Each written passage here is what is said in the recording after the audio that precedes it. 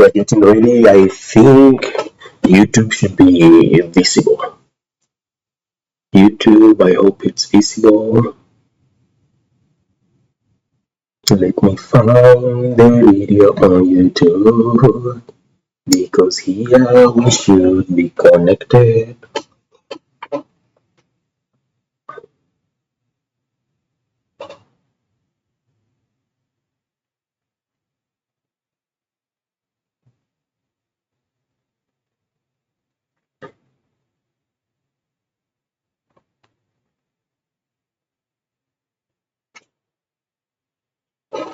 Okay, I think now we should start being visible. Everything should be.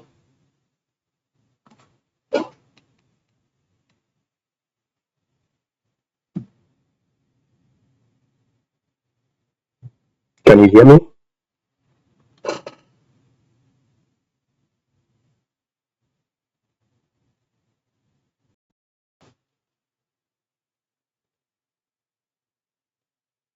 Why is this sound so bad?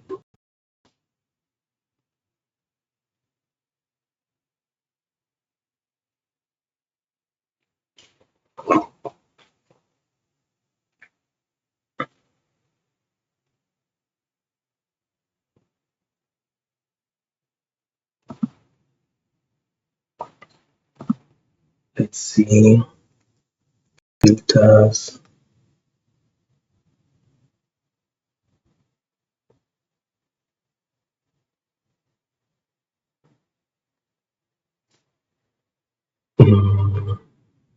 I guess this is the only thing I can do with this.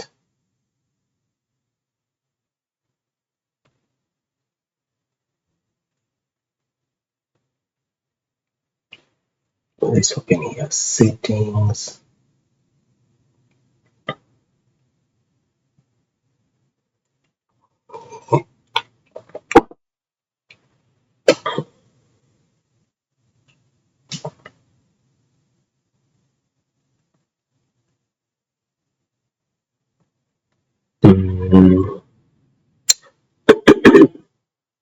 If not, we have to continue with this.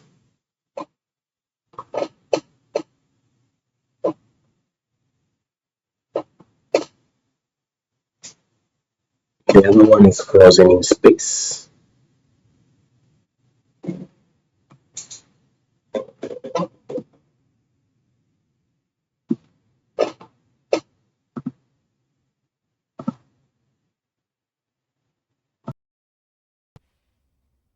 Okay, I think now should be better.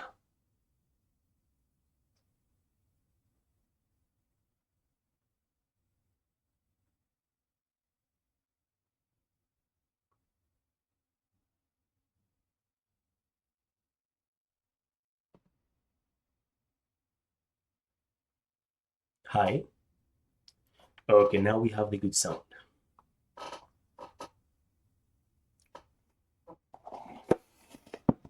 And like yesterday, we're going to write and let's see. So we're going to be writing for the competition on November 26th. And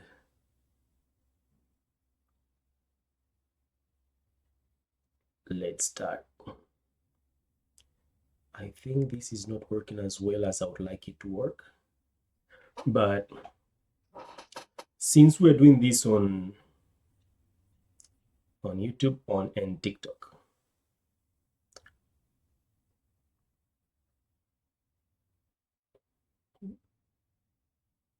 okay, what do we remember from yesterday?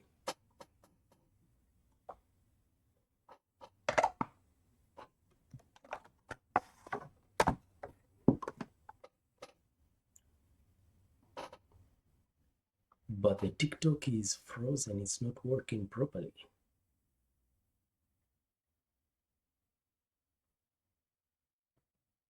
Let's turn off all the enhancements. Let's see if that improves the quality. I don't know why it had enhancements to begin with.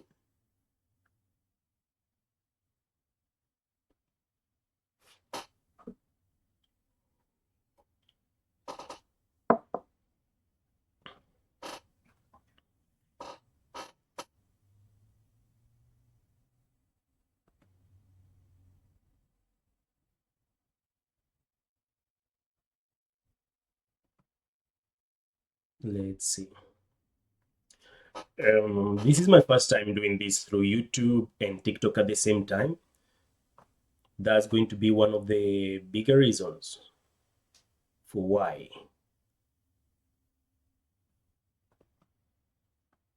Okay, they are off. Filters off.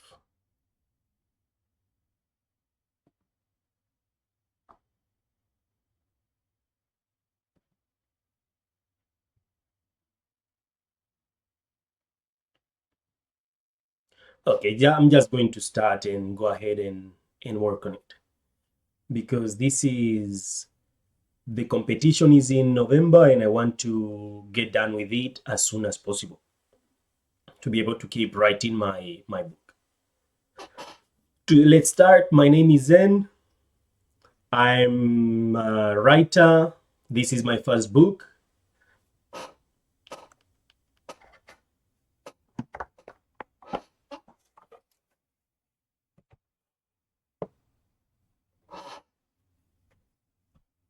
Yes, as I was saying, my name is Zen.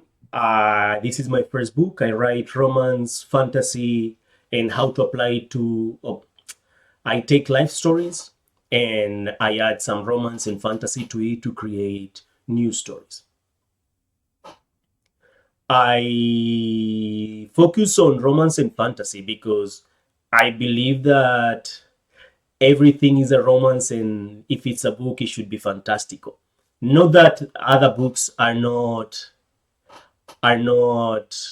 um, worthy, but I feel like there's already too much reality, even though I like books that are grounded in reality too. But this is what we're going to be writing to focus on something. But these same principles can be applied to your preferred genre.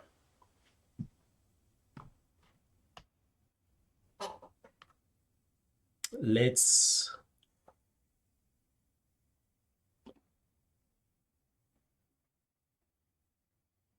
let me share these.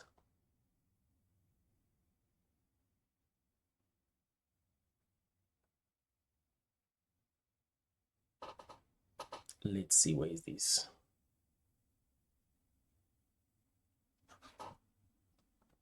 Let me remove this from TikTok.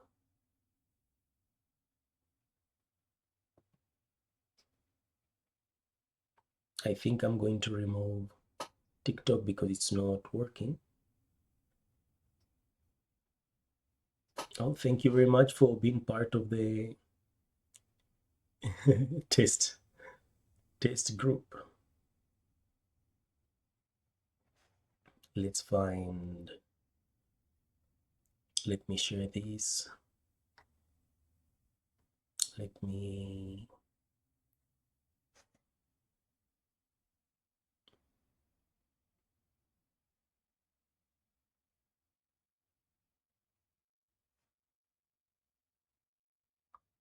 Paste.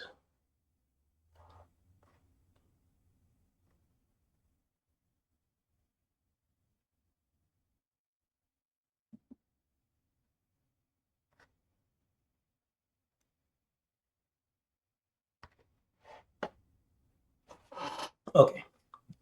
We're going to go ahead and I should bring the coffee. Before we start doing anything, let me bring the coffee. Why is this not? Why is it that I cannot hear you?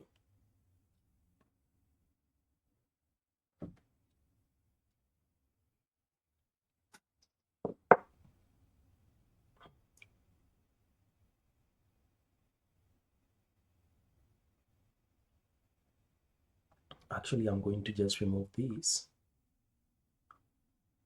Okay, let's do something. I'll be back in a moment.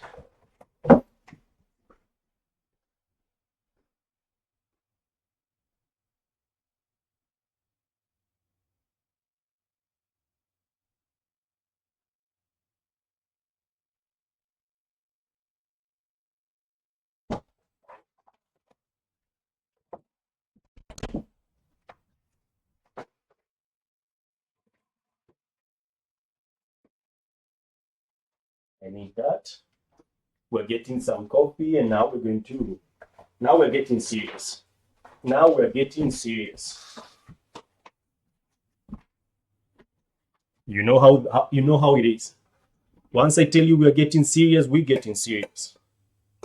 We're getting some coffee. Coffee here.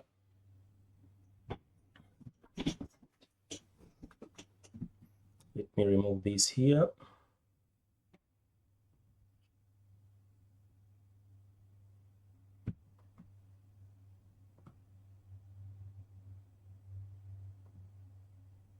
Okay.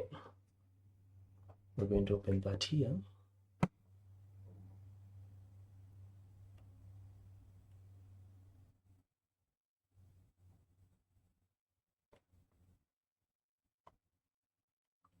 No, I don't have YouTube in my iPad.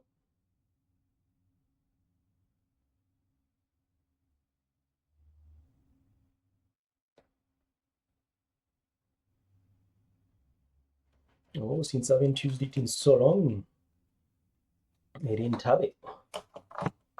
Okay. Then what we're going to do is do this on TikTok. We're going to do it through the phone, old school, and everything else is going to be done like we do it. So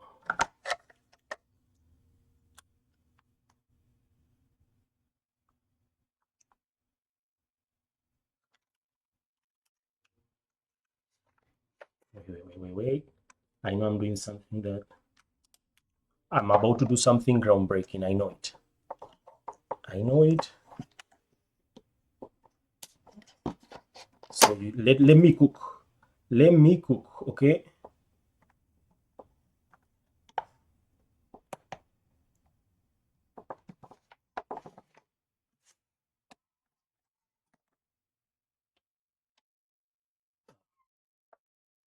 Now, is it going to work? Okay.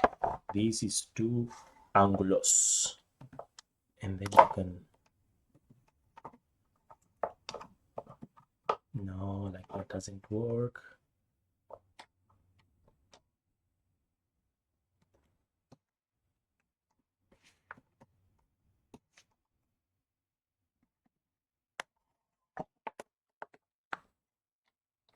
Oh, perfect. Now we got it.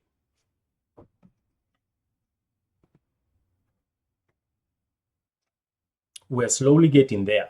I know it's a little bit of a pain because I've been 15 minutes. I've been for 15 minutes here. But we are doing it slowly. We're getting there.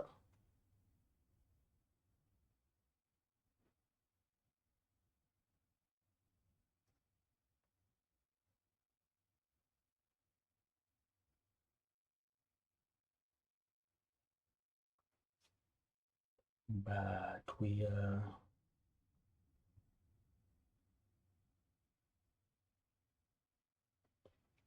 Okay.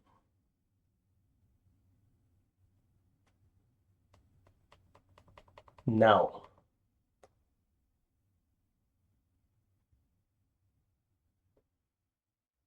is it working now?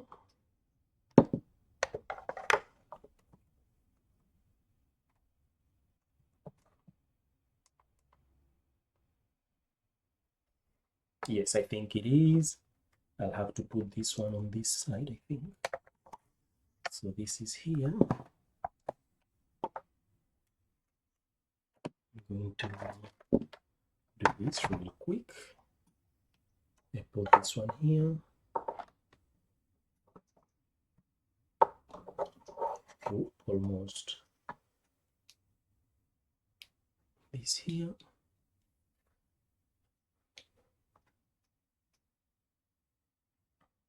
And we're almost ready.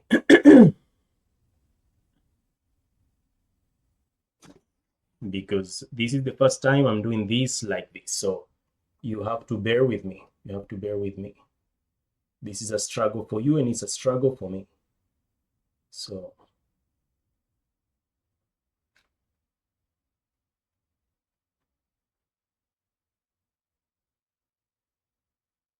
hey, what day?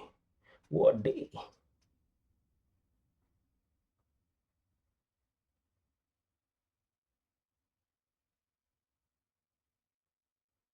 This is art.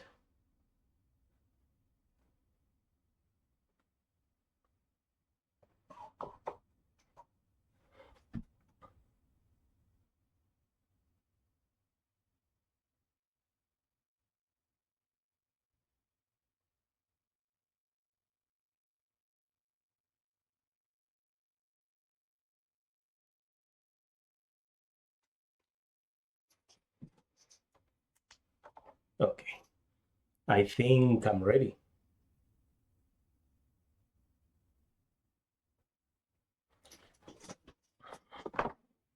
Okay, I think we got it.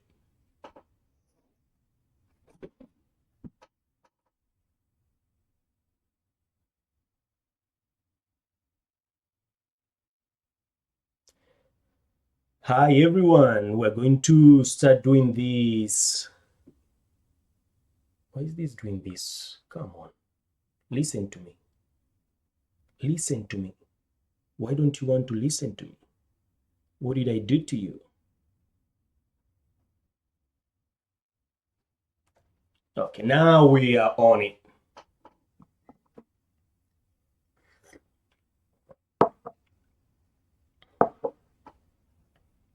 We're going to do a small summary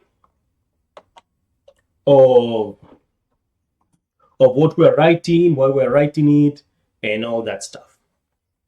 Let me see if I can put you here and still.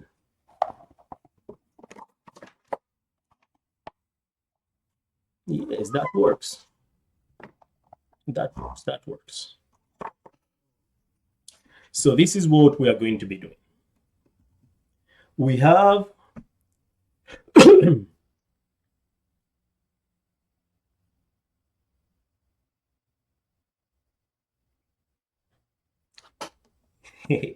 I'm a little bit like excited about this. So the competition is for news. I haven't even checked the page. I just saw that the competition was happening. Hey, Manuel. Hey, Alice. Thank you very much for joining. The competition is happening in. Hey, if I do like this, and I do like this.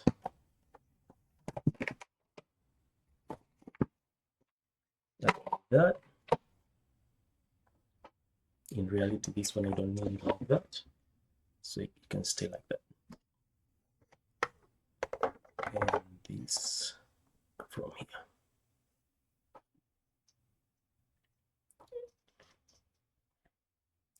Hey, Bazu, Kevin, thank you for joining. Bazbu, Imaginarium, Taikosa, Althea, thank you for joining. Everyone, this is very exciting to like do because I need less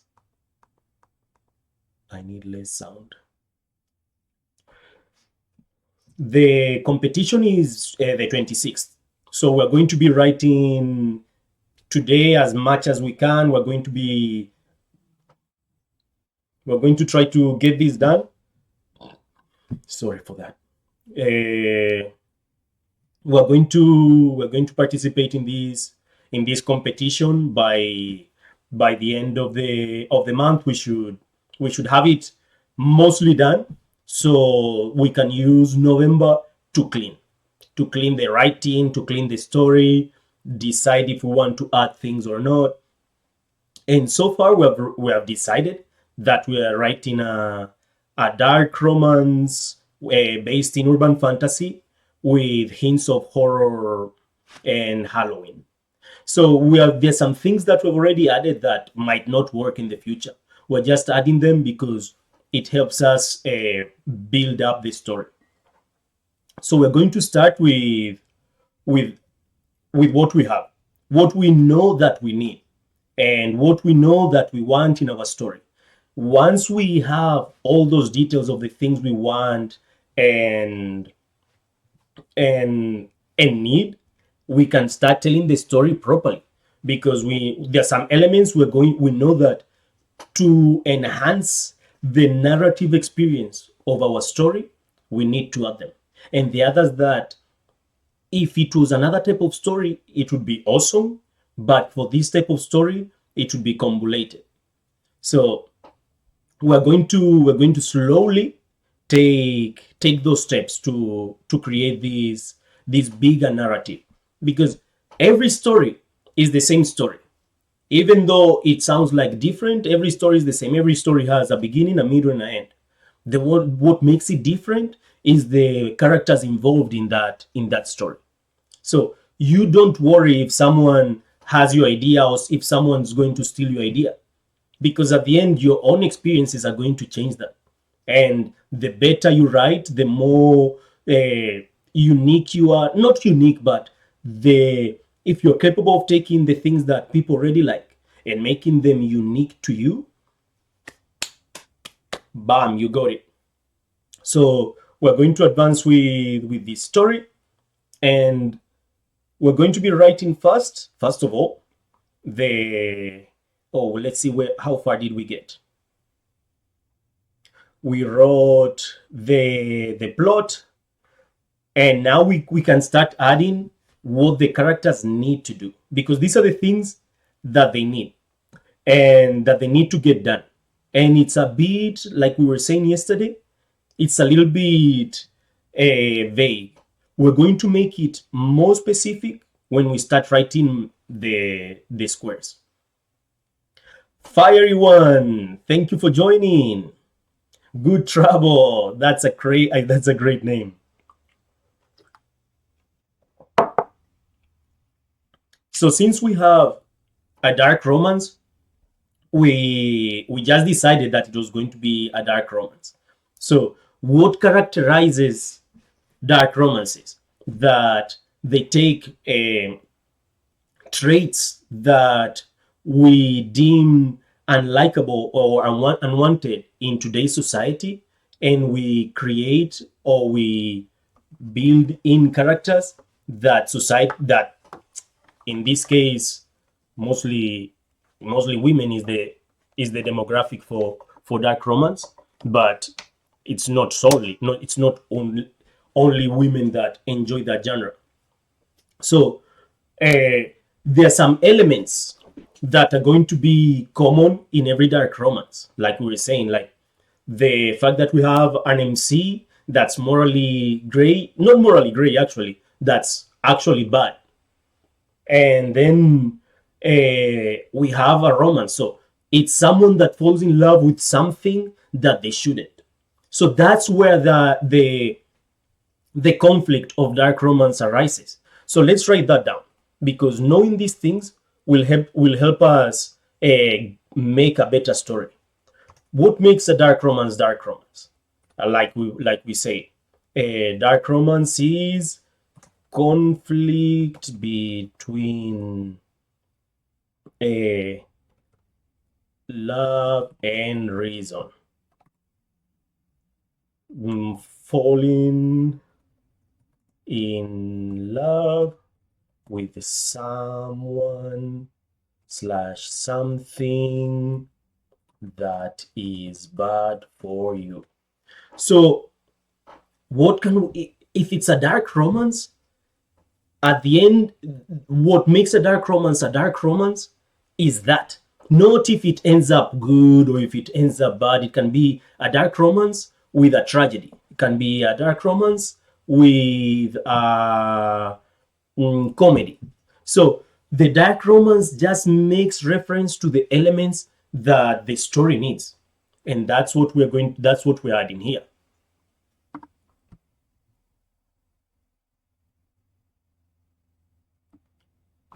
Let me make sure that this is well placed.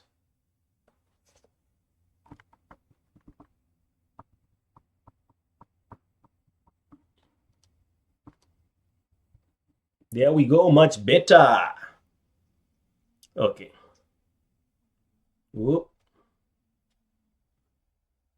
So we have,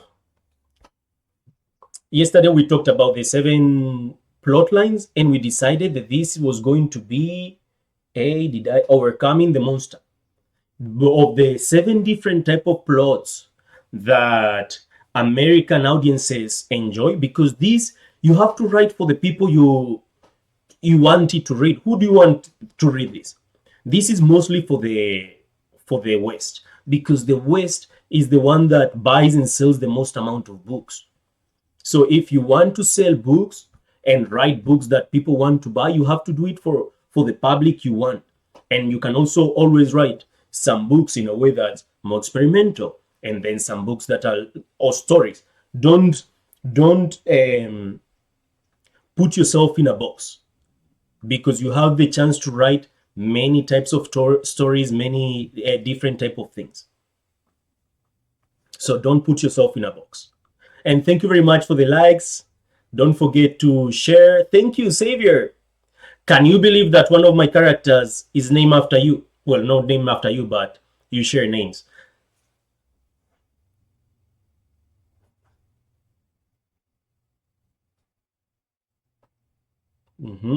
So where's the something that's bad for you? What else is a romance? They end up together.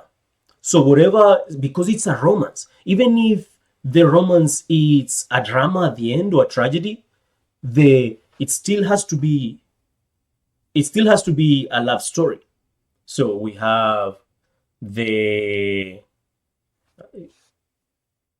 did I put this? Uh, and okay, we have it's a dark romance. We have imbalance of power.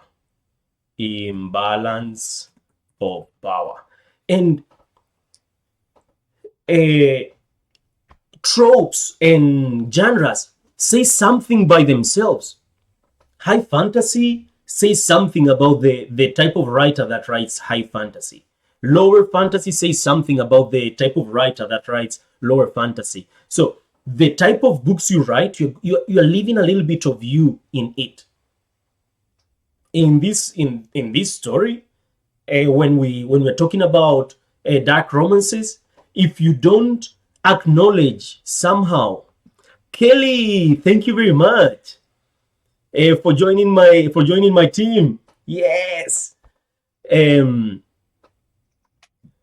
The imbalance of power, if it's not addressed in some way within the story, for many readers from the outside, is going to feel a little bit alienating. That happens to me personally. If I read a book that has these characters and everyone's like, oh, that's just fine, I'll be like, with this writer. But in knowing that this imbalance exists will force you to write a little bit differently, because the imbalance of power will change the way a character acts or is. Because a bold character in a world where they have been given everything, that says nothing. That says, okay, they're just given. But a bold character that has had to fight to be bold, that says a lot in the story, and says a lot about what the writer believes about people that grow up in harsh environments.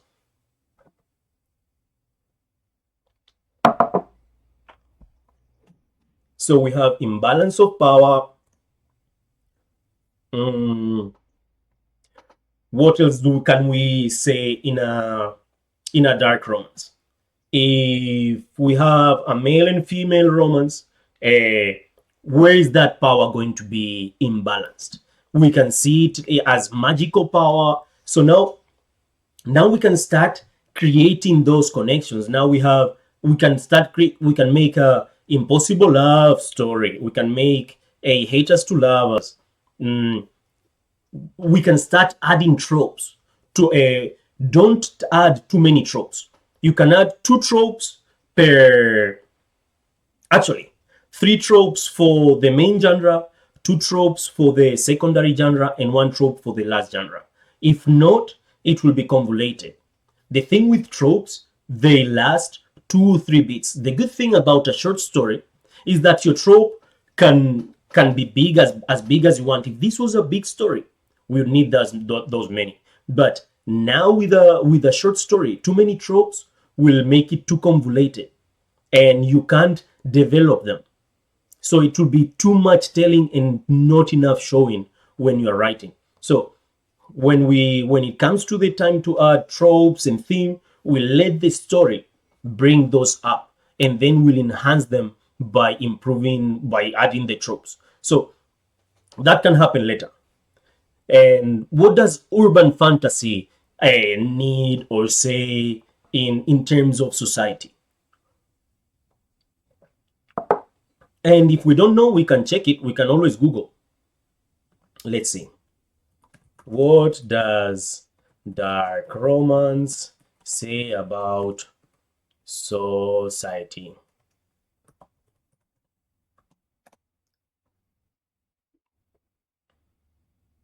Mm, it's passionate love, forbidding transgressive elements.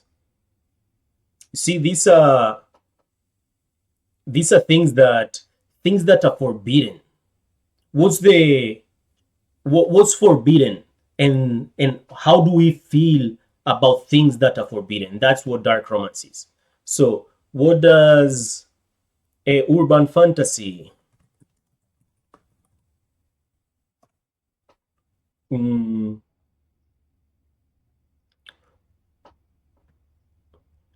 it's social commentary. So that's the thing about urban fantasy. Urban fantasy gives you the chance to talk about what's going on in society, and say it without using humans. So this imbalance of power can be a reflection of something happening in society, but twisting it so it's not so judgmental, quote unquote. So you can tell what you want to say without pointing at a person and making them feel the target, but still talking about them and about what they're doing or saying. So with urban fantasy, what a society issue we're trying to talk about? It's a romance. So it has to be something related to relationships. What's something in relationships that can be an imbalance of power, that it can be economical. We can see, to make it more relatable, what are the most common imbalances of power in relationships? And demand, withdraw, distance, pursuer, and fear, shame. Uh, you see, now we can start investigating, and we choose what's most close to us. What do we have experience with? If you have experience with the distance pursuer, write about that. How one character, through your own experience, who were you in this story? And if you learn something from it, don't put yourself as the victim, as, oh, poor me, I don't know. You need to say something with your story, not just self-loathing. And we're going to learn or practice how to do that, so we can write things that people want to read.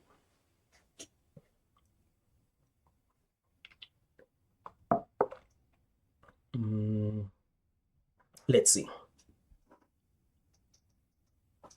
I know I'm using. Let's see. Demand. The demand withdrawal dynamic occurs when one partner is the demander who seeks change and discussion and is in constant search of a resolution to issues within their relationship. Meanwhile, the other partner is withdrawn, seeking to avoid the issue, according to a study published in the journal, blah, blah, blah. Okay, then the other one is distance pursuer dynamic. Occurs when one person, known as the pursuer, tries to achieve and maintain a certain degree of intimacy with their partner, the distancer, who considers this affection to be smothering. The fear shame dynamic is often an unconscious culprit of relationship troubles, as the fear and insecurity of one partner will bring out the shame and avoidance in the other, and vice versa. I really like this one, the fear shame dynamic, because it's very easy to fall on it. According to Dr. Steven Stonsny, the vulnerability of fear and shame is influenced by many different variables, such as hormone levels and traumatic experience, which can make this dynamic particularly difficult to get out of. To separate, to separate researchers from of negative power imbalance in relationships, Dr. John Gotham and E. Mavis Etherington concluded that couples who are seemingly stuck in one of these three negative power dynamics were at very high risk for divorce. Okay, I'm going to choose the fear shame dynamic. And let's go back to our story. A power imbalance, fear,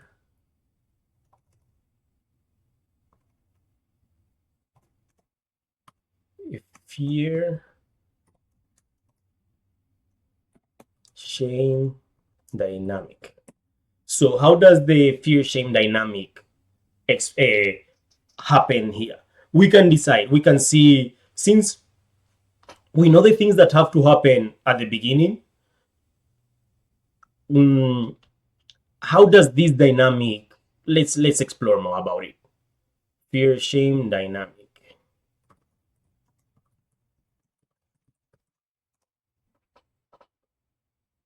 is a power dynamic in relationships that can turn bitter and even aggressive. It happens when one partner is afraid and the other feels as if this fear is an attack on their own character or abilities. In the fear shame dynamic, fear avoidant behavior in one partner triggers shame avoidant behavior, a withdrawal in another, or vice versa. This dynamic is often triggered by an unconscious fear shame dynamic. That's really interesting. May play in one or both partners, insecurities or emotional pain. So we cannot solve this issue in in a short story, but we can talk about it. How does it appear from the point of view of friends? How does it look from the point of view of so let's see what else can we let's investigate, because the more we learn about it, the easier it will be to write about it as well.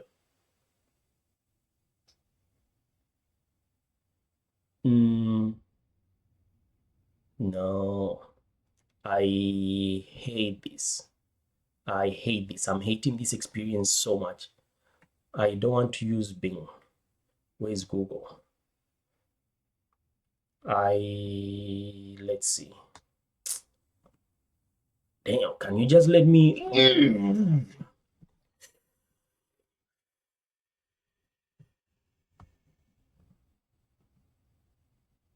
Okay, let me just, okay. You do whatever you want. You do you, you do you. You don't want to open the image, don't open it. You know, what can I say? If you don't want to open it, how can I force you? Come on. And since we were talking about learning coping mechanisms, then we can start checking uh, how to restore balance. Three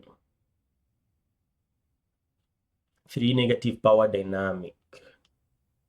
Fear, shame. Yes, we already know these. Mm,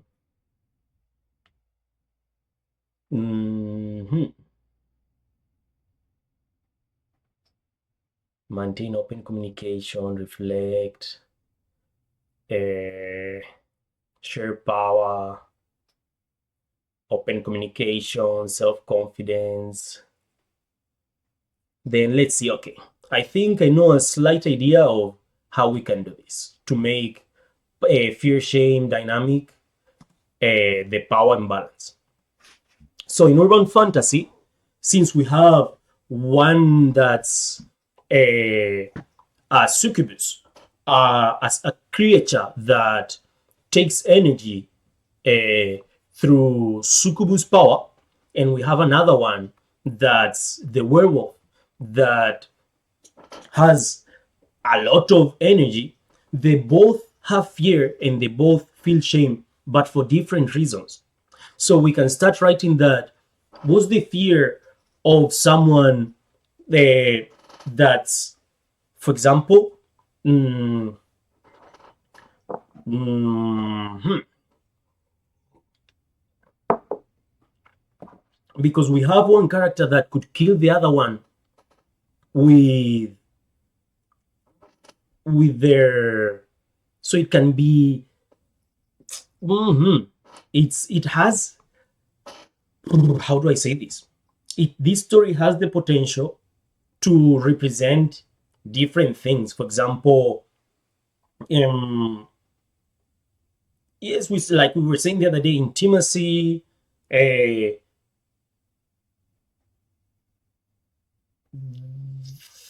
the, yes, that through the shame of one's emotions, jealousy.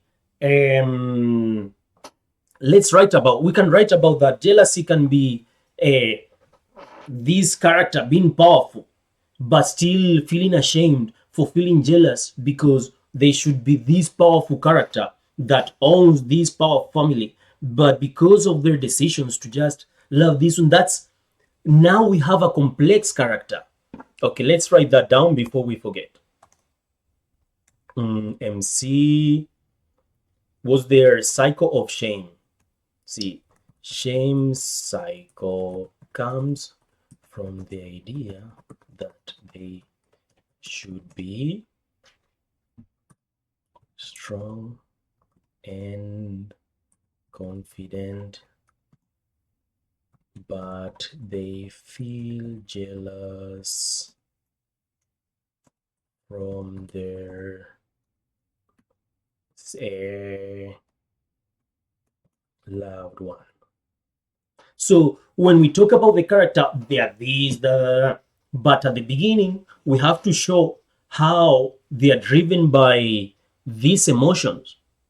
Because at the end, the story is not about overcoming them, but how these emotions are affecting them. And within the story, even though they're not like resolved, because they have to keep working on it. They both have different issues, and his is that one, like we were saying, no, the shame of of of his emotions, because he should be emotionless. He's a succubus. Emotions are aside. Succubus, emotionless, but his emotion for the werewolf. And then we have the love interest. Oh, wait, because we haven't finished. We're going to be adding things as we think about them, so we don't forget. But we're going to put the things where they need to fit. So since we're showing fear shame dynamic, we can talk about jealousy versus confidence. What else can we talk about when discussing fear and shame in a relationship? Let's think about other things that, what could it be? For example, if we have jealousy versus confidence,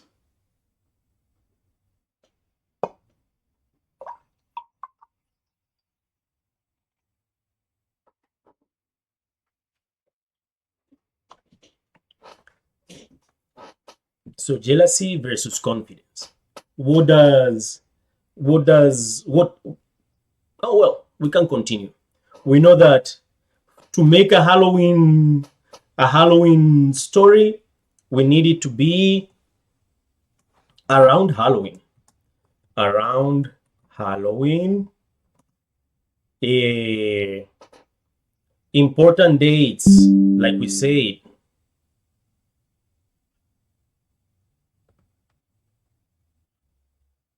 around Halloween.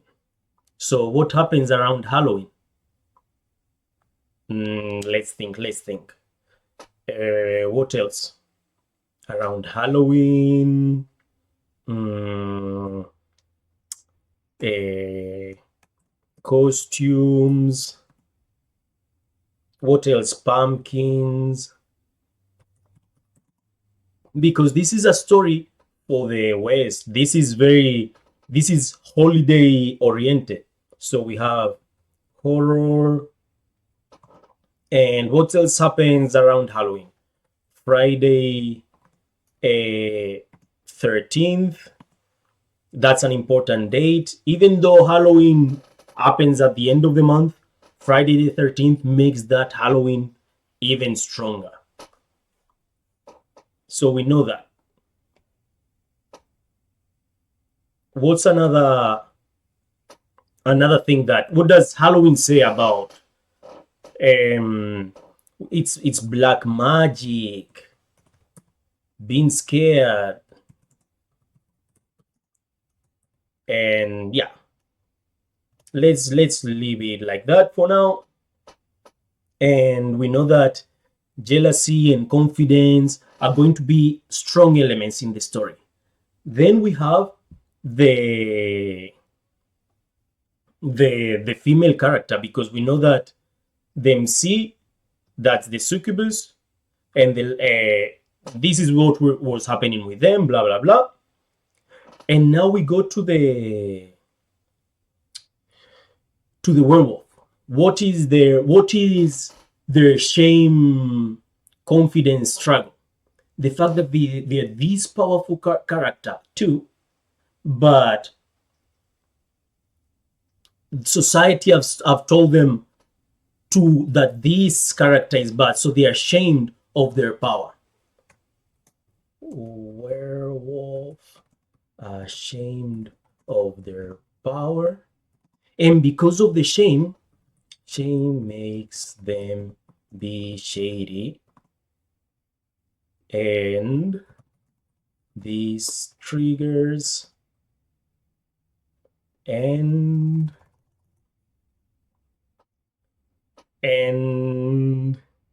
jealousy comes from weak characters, the witch. So now when they make the deals can be more related to these storylines.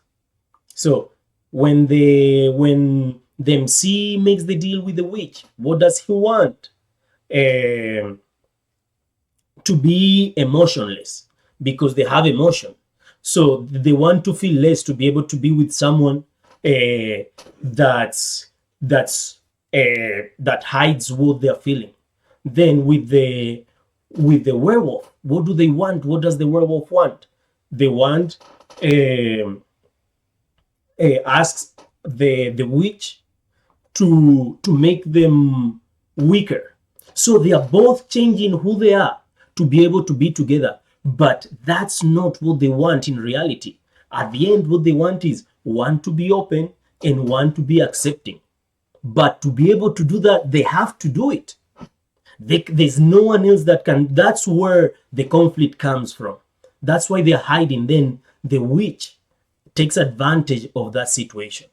So now that we have this detail, we can start writing more things down. And you see how the story slowly gets more meaning, gets filled in, and it takes a really good shape.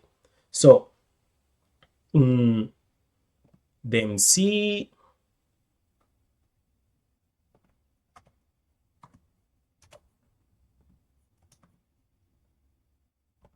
So MC asks the witch to make them emotionless to be able to be with the werewolf.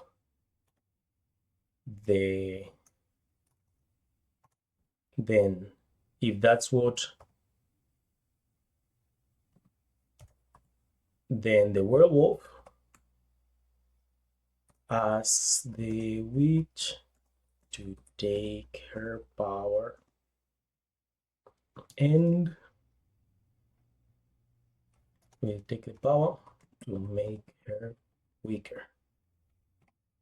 And that's why they both, the death at the end is a metaphorical death. They die inside. The dark time in this dark side, let's write it here. Metaphorical death. They die inside because they change who they fundamentally are, comma, to fit each other. And bam, perfect. And this story slowly taking this great shape. I think it's starting to sound. Hey Trisha, thank you for joining. I think it's taking a great shape right now.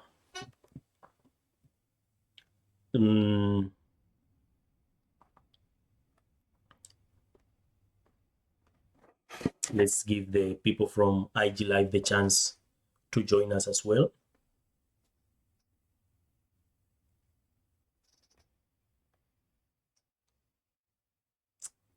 Let's see.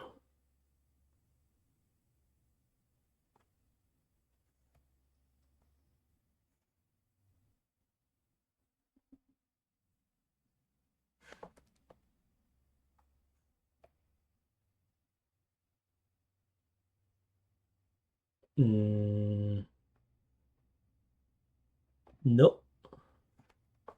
Okay, that's going to be a no for now.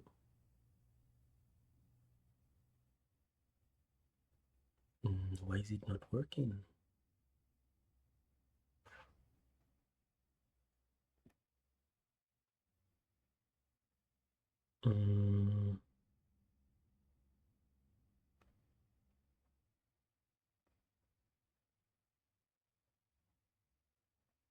Well, I guess not. Well, sorry, people from Instagram, you're not going to be able to enjoy it. How long have I been here so far? Almost an hour. But yeah, almost an hour.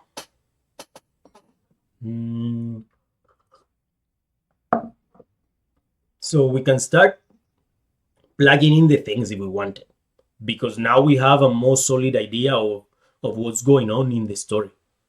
Everything has to happen in a span, cannot be very long.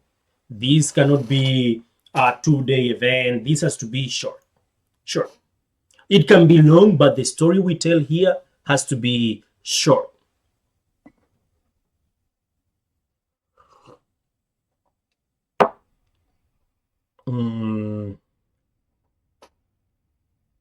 So let's, I didn't realize I had this here, Control X, and we come back here and we do pam pam. Then we take this one, Control X, and we come here and boom. And that's it. Okay. It's in Chicago. What part of Chicago is it in? That's the next question that we need to make ourselves. If we're in Chicago, where in Chicago? because that will change the type of story. I only know the bean. So this is going to happen right underneath the bean in Chicago. Under the bean. A metallic structure in the middle of Millennium Park. I say in the middle, but because it sounds good, not because it's really, really there. So now here we have the themes, the conflict, and now we know that one of the themes is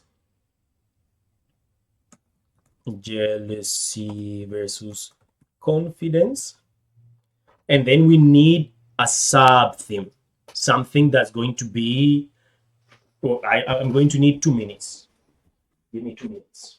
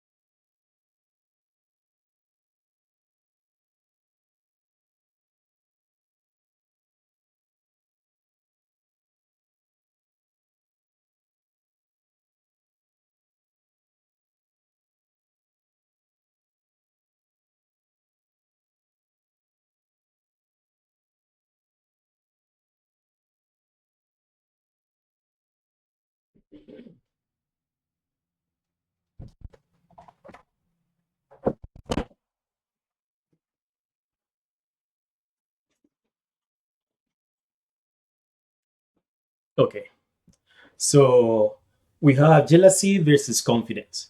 And the other subplot that's going to help us mm, pull the story in another direction is going to be what's something that comes with also jealousy and confidence. What are other issues that come with it? For example, mm, the name is going to come to my head at some point. Mm,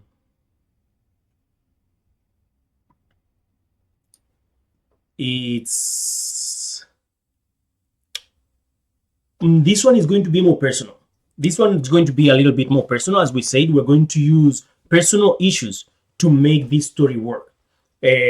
Jealousy and confidence is something that I've also struggled myself. So this story is going to feel very personal from every single character's point of view, because now we know what's it about after putting together what story we're telling. And jealousy and versus confidence, and trust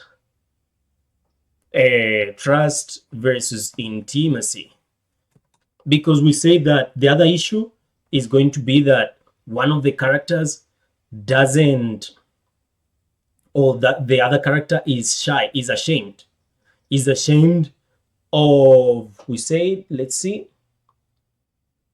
of the strength. The other one is ashamed of, if each character trusted the other and told them how they were really feeling, nothing of this would have happened.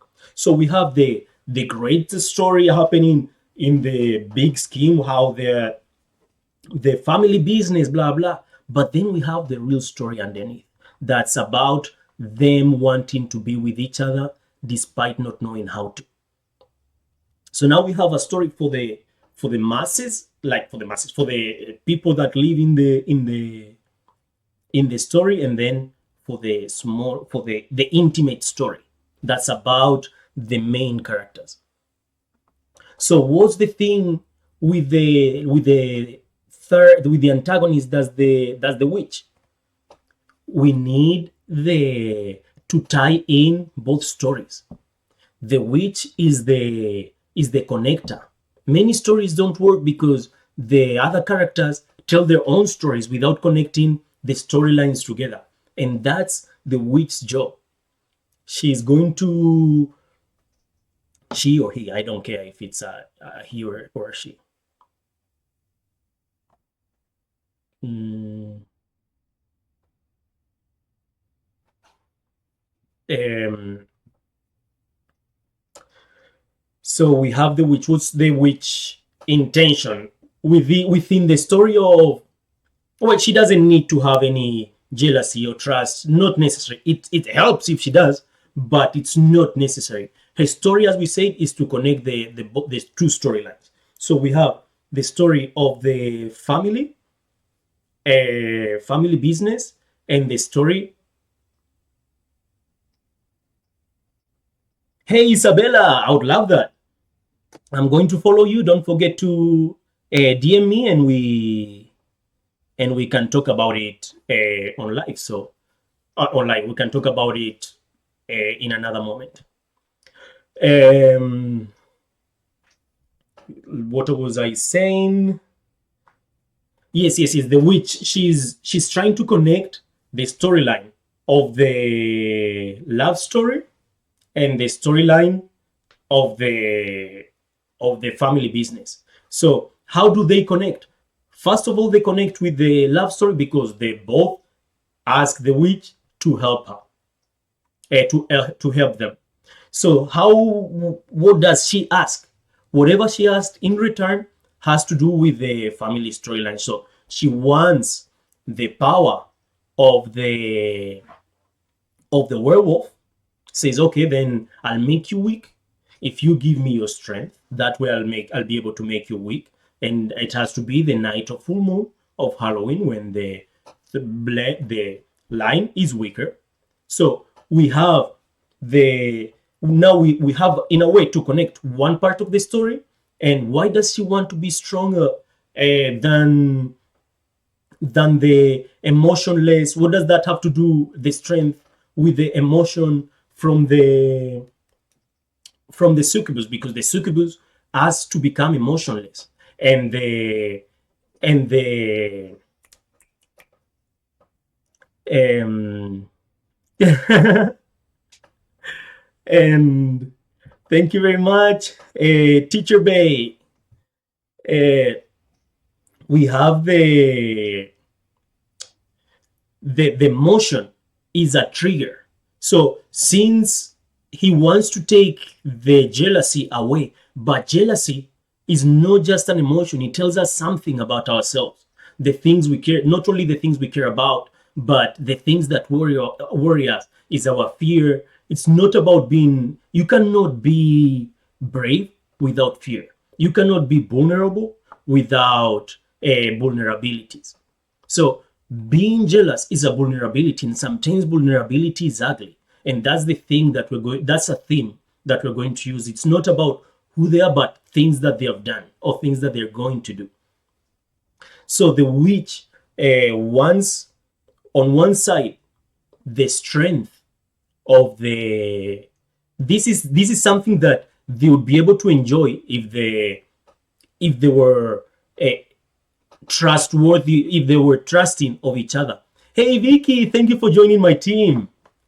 And we have this the jealousy power is going to be represented by one MacGuffin letter, and then the power of the wolf is going to be represented in another, and how they are connected. And once they are connected, we'll see what they do together, and that's going to be the power of the witch, and we're going to see how powerful they are when they combine their emotions. And then once the werewolf doesn't have their strength, and the and the succubus doesn't have their emotions, now they don't feel that connection because their emotions, they were theirs based on who they are with each other. And without those emotions, the relationship gets damaged. That's where the idea of the metaphorical unaliving happens. And they come back when they get the the strength, or when they get their emotions back, when they decide that, okay, I'm going to be vulnerable. That's what's going to change the course of the story. So now we have all these things that fit much better in the overall narrative. We have these things that fit much better in the context of the main characters and the overall story. Now we have the connection between both. Why does she want these two powers? Because with those two, she can control the family as well, because jealousy is a power that, even though the succubus don't talk about it, that's the issue, that they don't talk about it. So the MC thinks that he's the only one feeling like that, but in reality everyone has it. The only thing that instead of talking about it, they just experience it. Hey Stacy, thank you very much for joining. And thank you, Vicky, thank you very much for the bracelet team and everything. Um, by control, and we discover at the end that yes, once they are capable of feeling those emotions and they share them together, when they find themselves on the other side, that strengthens them. But the thing is, they are not really dead, because we have the day of the dead the next day. As 12 hits and she becomes this powerful creature, she overwhelms the other side. And that's when things happen. And we can see, if you were following me in other platforms where this is also being broadcasted, you'd be able to see the screens that have the things that I have on screen. I cannot show them to you right now, but they're there. Actually, I could show them to you. Let me do that. Let me show them to you. And I think I have it here.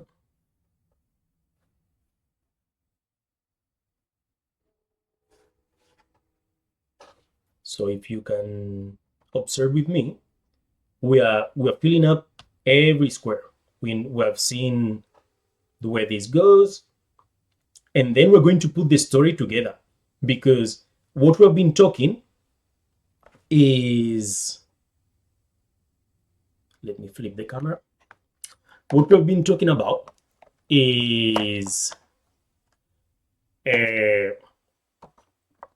it's not just things that you can find in stories, but also in reality. This is, I don't know why I started saying that. That's why I just continued with the sentence. But there's multiple going on here, and now we're going to start plugging in more things of the story. Now that we know more of what's going on, we can start writing things down.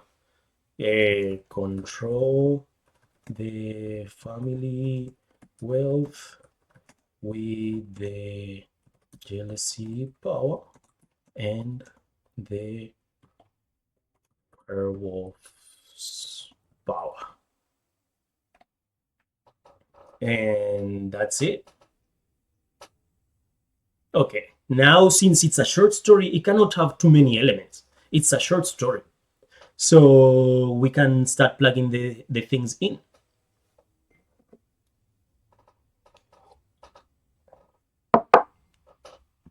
And we'll go back, I'll be back tonight from 5 to 6 with the same story. In a bit, I'll log off to go write my other book. This is just a story. We're going to get together to write my book, and then we'll come back with this story later.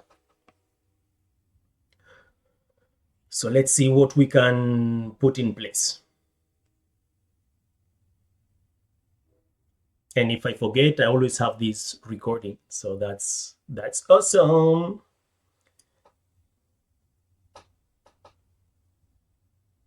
Mm, yeah. So now let's plug in here on the plot the thing that we have the meet cute. It's not really a meet cute. Meet cute. No, no, no. Now we're going to call things more specifically. It's not just meet cute. Um, the succubus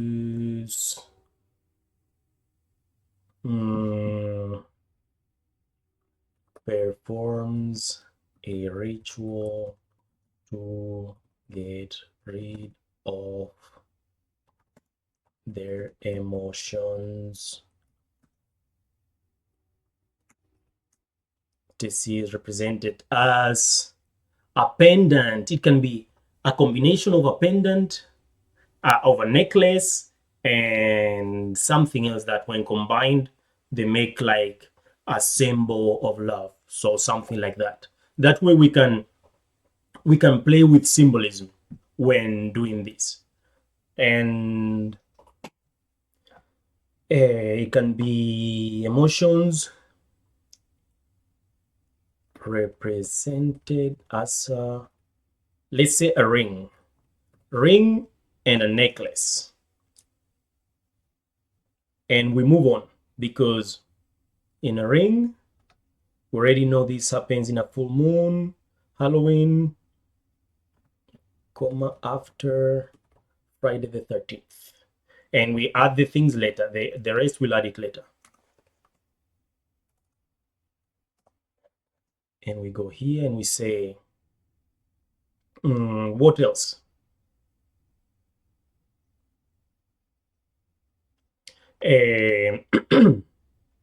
Why? Succubus wants to get rid of their jealousy because it makes them feel insecure. Should ring and be confident, because this is going to be the lie. The lie is that he needs to get rid of his emotions to be confident. But what makes him confident is the fact that he has those emotions. So we're going to keep writing this, and the same thing is going to happen with the significant, with the love interest. Love interest.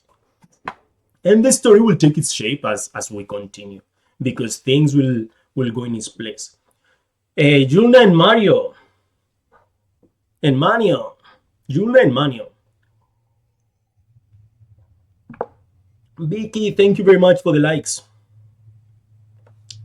Me.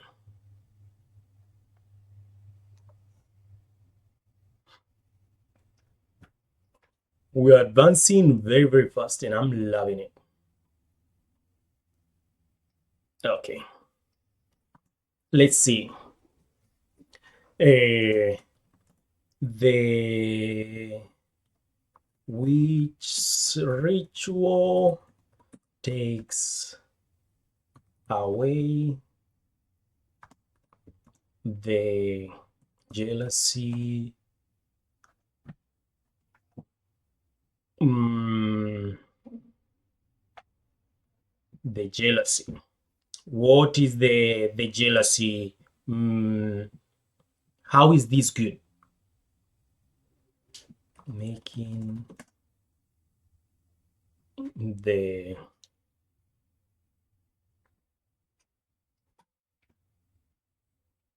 the succubus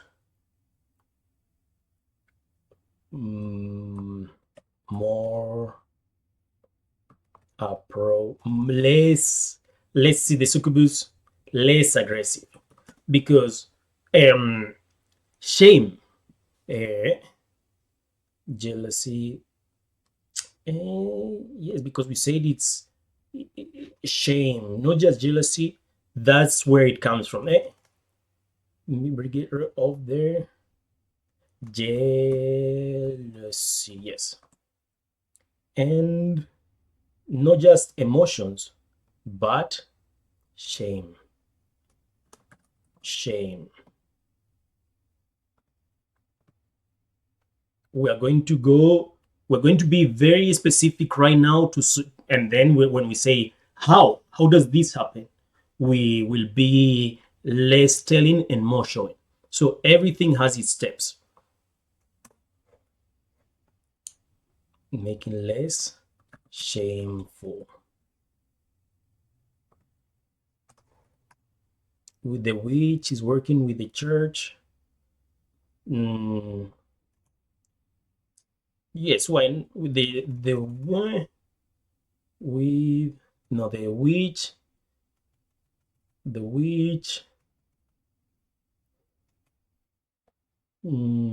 takes the power. So what happens? The jealousy and shame are powerful feelings for a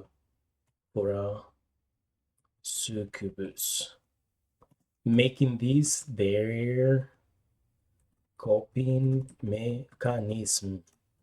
That's how most of the bad behaviors are result of maladaptive behaviors.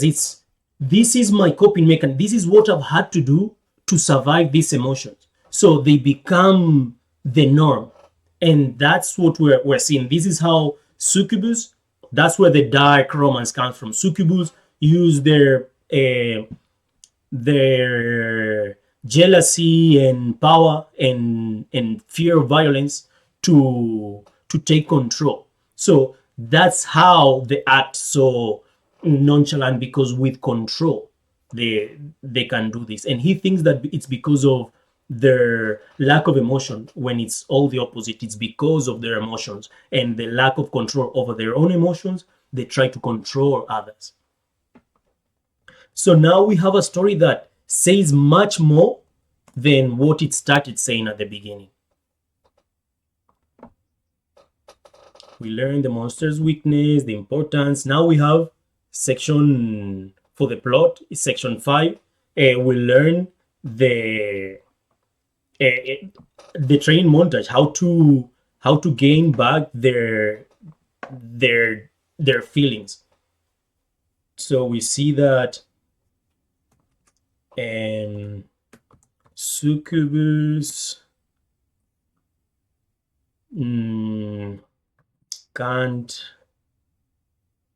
succubus tries to reach with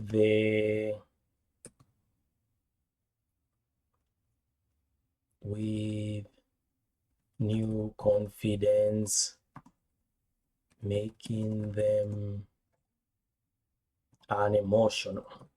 It's this connection, this new reach is going to be not good. And we see how in a way it works, no? But does it really? So how does this jealousy, and now that he's not jealous no more, how does this represent in the master part?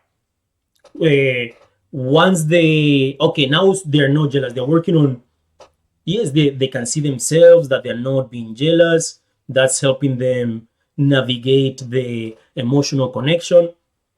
And now that they reached it, and it had to do before with the ring, no? So without the ring. And we're like,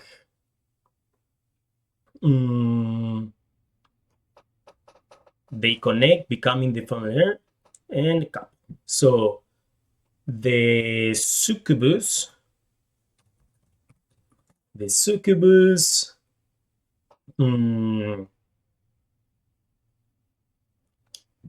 is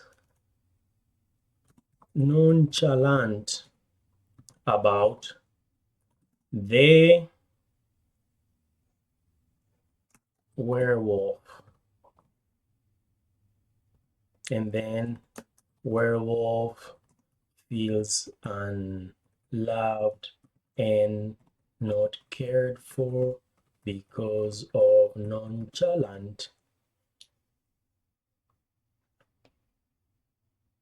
Mhm. And then we'll do the thing about the witch that they get the ring from her, and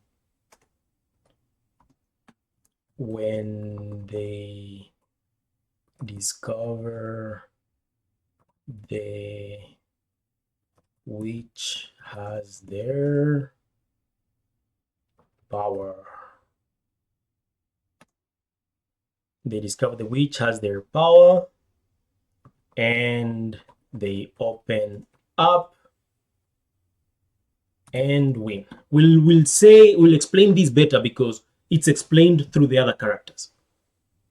So now we have the part of the MC. But we know that the MC goes through Wonder on one side, and then we have the other. Do we want to do this in one single setting and do the both points of view? Or we start with the other one in section 2 when we say, so since this is 1, we can say that, wait a minute. Esta get it. And it get down on bine ase. Big step up, bomba palepa. Okay, we have a werewolf, the night of the full moon. Werewolf can survive.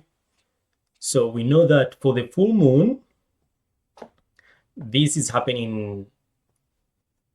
Do we want to start it in the same point, or we want to tell the stories in a different point? Let me think, because that will change a little bit the course, the direction of the story. Or maybe not, because that's still happening.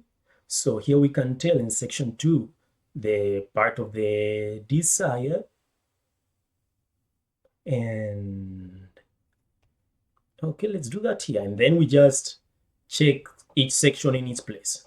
So we know that this is one of the succubus and werewolf.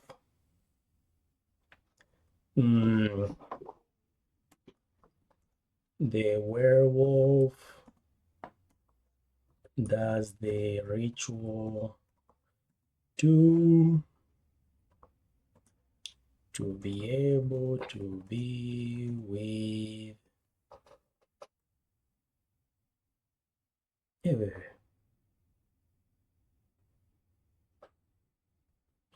the succubus,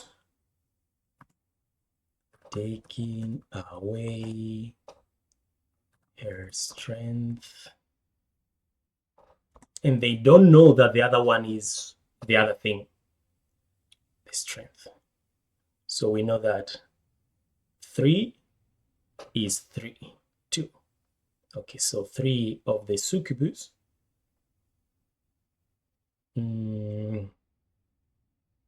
makes a deal. Oh, no, that's the succubus. Werewolf. And then we see how the werewolf makes a deal with the witch.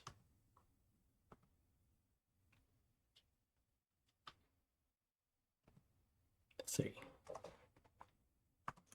Werewolf makes a deal with the witch to take away her power and be weaker. Okay, then we know that 4 is, we say that 4 is really 5. Did I say that? Yes. No, because this one is the second one. So we know that, why is this like this? I want to use that.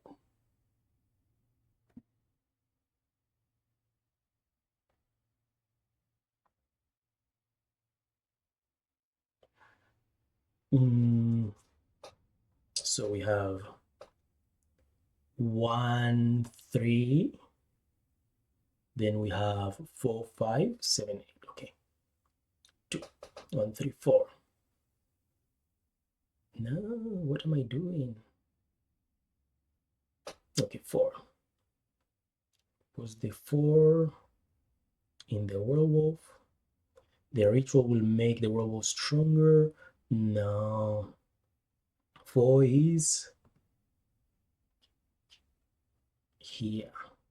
In 4, we have to talk about the werewolf's power makes the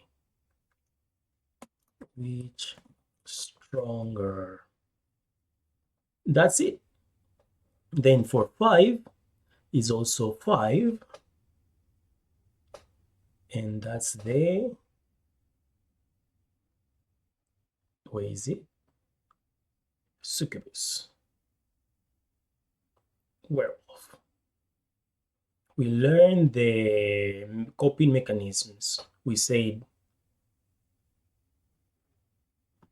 what are the coping mechanisms after being emotional, blah, blah, blah.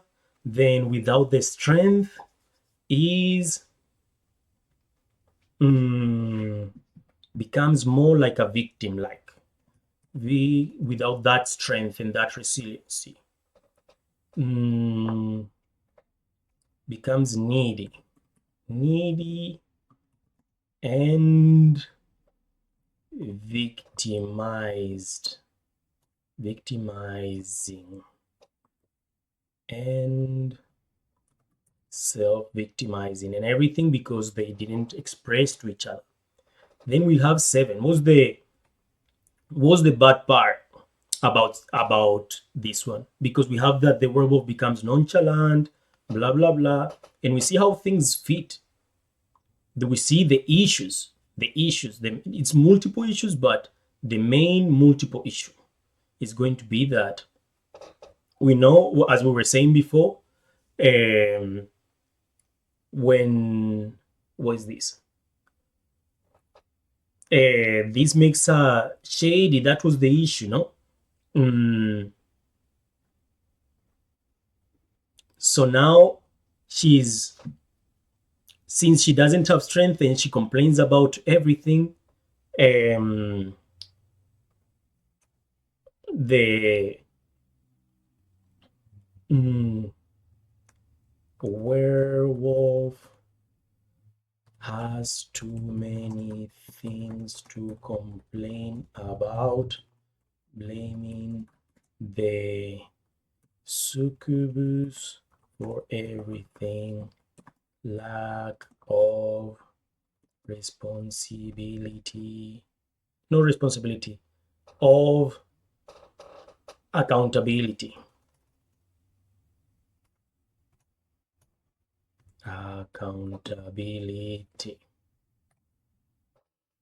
And then 7, this is where it ends with 8.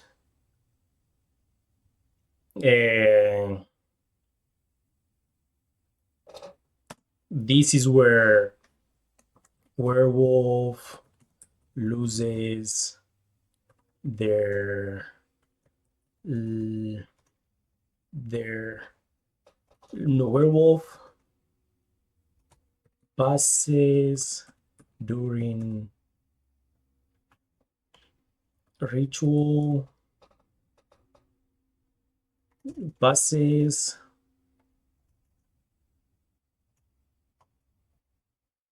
because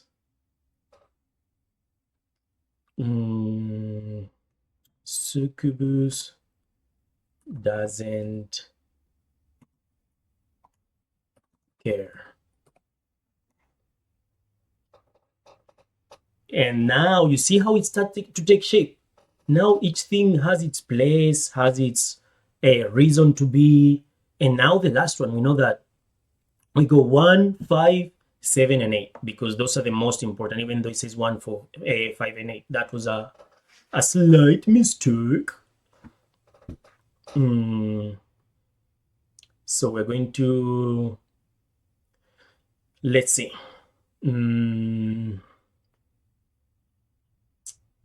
Actually, we're going to go eat soon and we'll be back this later.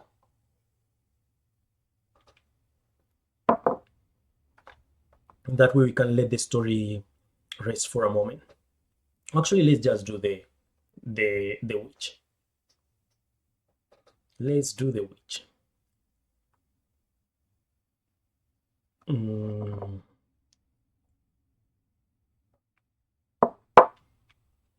Let's do the witch and we'll be ready. The witch starts in 3.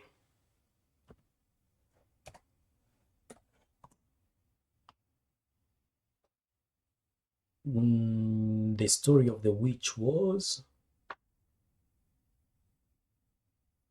hey, where is this?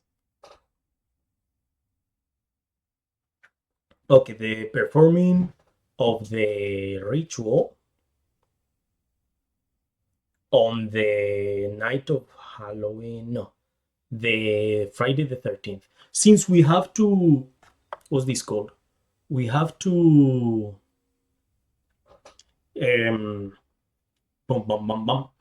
hierarchize the holidays. We know that the most important one is the one that has the most elements, Halloween and full moon. Then the second one will be no, the first one is the full moon, the second one is Halloween, and the third one is Friday the 13th. So since the full moon is happening on Halloween, we're going to do those two together. Those are two happening at the same time. But the third one is happening previously. It's happening the 13th. So it's where everything started. So we have the witch,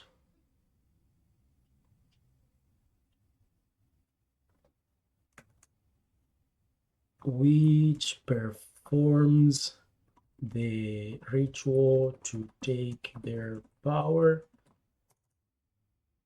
on Friday the 13th to be able to be together on Halloween. Right? Then we have that. And after that, we have 5, because this is the enemy, right? So what is it that she does that's in her favor? Where is this?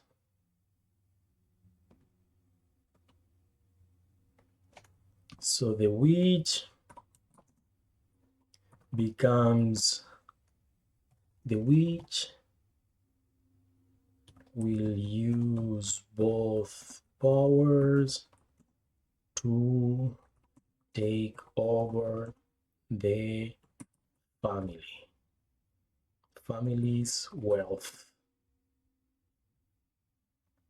and power. Yes.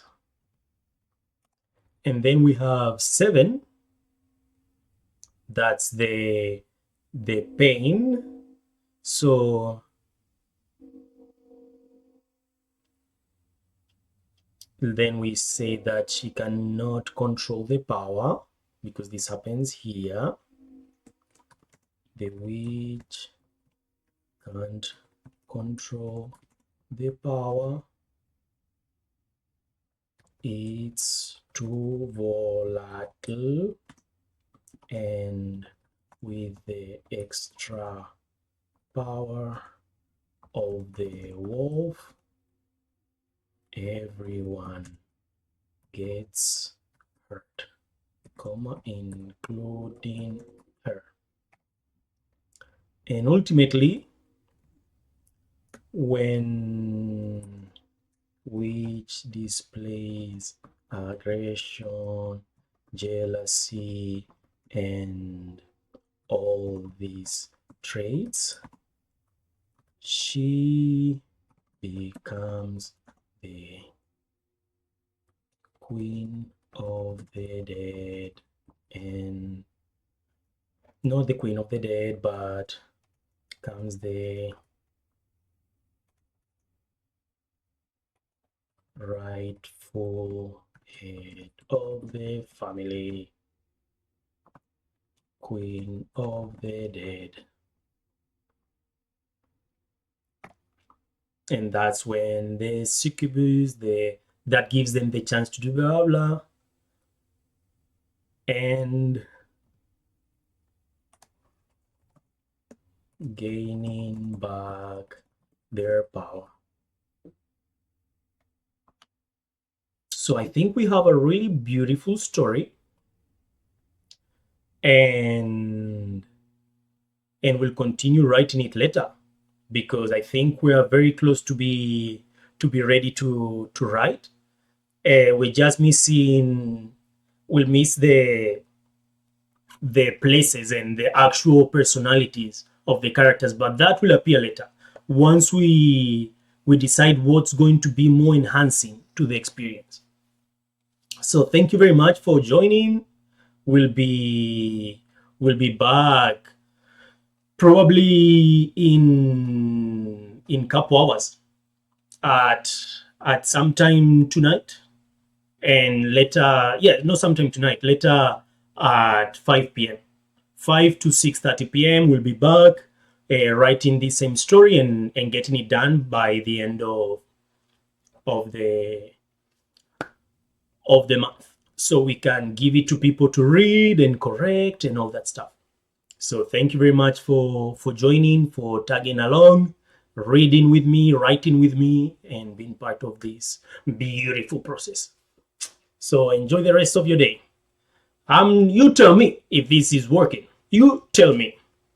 So bye bye.